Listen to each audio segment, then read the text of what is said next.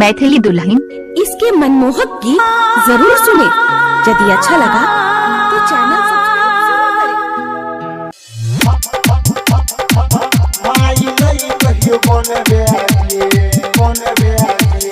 DJ Ramesh presented by Dulhan music. हमारा तू कनोइले छौरी तू हुआ अब कौन बैगे हमारा तू कनोइले छौरी तू हुआ अब कौन बैगे हमर सारा पोपर तो तोरा हमर सारा पोपर तो तोरा माई नहीं कहियो बन बैगे हमर सारा पोपर तो तोरा माई नहीं कहियो बन बैगे माई नहीं कहियो बन बैगे हमर सारा पोपर तो तोरा माई नहीं कहियो बन बैगे। DJ Ramesh सीतापट्टी presented by Dulhan music. प्यार कने छलियौ देव तो से बढ़ के प्यार कने छलियौ देव तो से बढ़ के हमारा गिरा देले अपना नजर से हमारा गिरा देले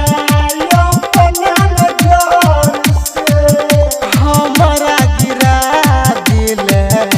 अपना नजर से अपना नजर हेग कौन कमी रही हमरा में तू ही आब जन बैगे हाँ कौन कमी रही हमरा में तू ही आब जन बैगे हमर सारा पोपर तो तोरा हमर सारा पोपर तो तोरा माई नहीं कहियो बन बैगे हमर सारा पोपर तो तोरा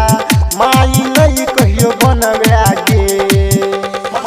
माई नहीं कहियो बन बैगे हमर सारा पोपर तो तोरा माई नहीं कहियो बन बैगे। DJ Ramesh सीतापट्टी presented by Dulhan music. याद तो तोरा नहर वाला सीन गा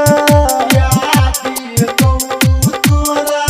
नहर वाला सीन गा देने छलियो सोना हम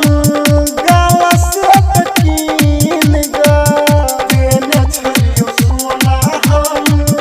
गाला से कीन गा देने छलियो सोना हम गाला से कीन गा गाला से कीन हेगे सूर्य से बाहर नवीन यादव के दिल में न रह गए दिल में न रह गए हेगे सूर्य से बाहर